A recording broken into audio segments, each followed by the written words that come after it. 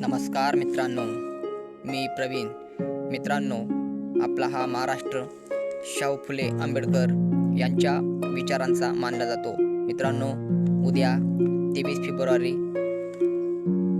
1876 मध्ये आपले लाडके संत गाडगे महाराज यांची जयंती. या निमित्ताने मी गाडगे महाराज यांना विनम्र अभिवादन करतो, नमन करतो. मित्रांनो, संत गाडगे महाराज हे महाराष्ट्रातील थोर समाजसुधारक, कीर्तनकार, मानवतावादी संत होते. त्यांचे मूळ नाव डेबूजी झिंगराजी जानोरकर असे होते. त्यांनी स्वच्छता आणि शिक्षण यावर भर देऊन अंधश्रद्धा, अस्वच्छता, जातीभेद नष्ट करण्यासाठी उभे आयुष्य आपल्या या महाराष्ट्राला दिले. त्यांनी उभ्या आयुष्यात फक्त फाटकी कपडे, हातात गाडगे, तपिले घेऊन गावोगावी स्वच्छता मोहीम आणि साक्षरतेचा प्रचार केला. ते महाराष्ट्रातील अमरावती जिल्ह्यातील दर्यापूर तालुक्यातील शेटगाव हे त्यांचं मूळ गाव. त्यांनी गोरगरिबांसाठी धर्मशाळा सुरू केल्या. तसेच त्यांनी अनाथ आश्रम काढले. त्यामध्ये पुणे, आळंदी, नाशिक, त्र्यंबकेश्वर, देहू या ठिकाणी त्यांनी आश्रमशाळा सुरू केल्या.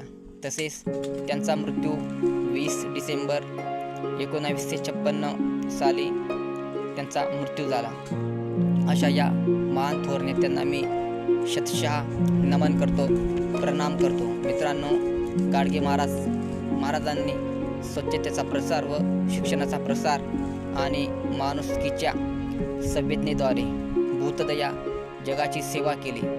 दीन दुबळ्यांना वसतिगृह, रुग्णालय, धर्मशाळा अशा संस्था उभारून त्यांनी समाजासाठी एक प्रेरणास्थान निर्माण केलेले. अशा महान थोर संतांना मी त्यांच्या जयंतीनिमित्ताने नमन करतो, तसेच प्रणाम करतो. आणि त्यांनी नेहमीच माणसांना समाजापर्यंत चांगल्या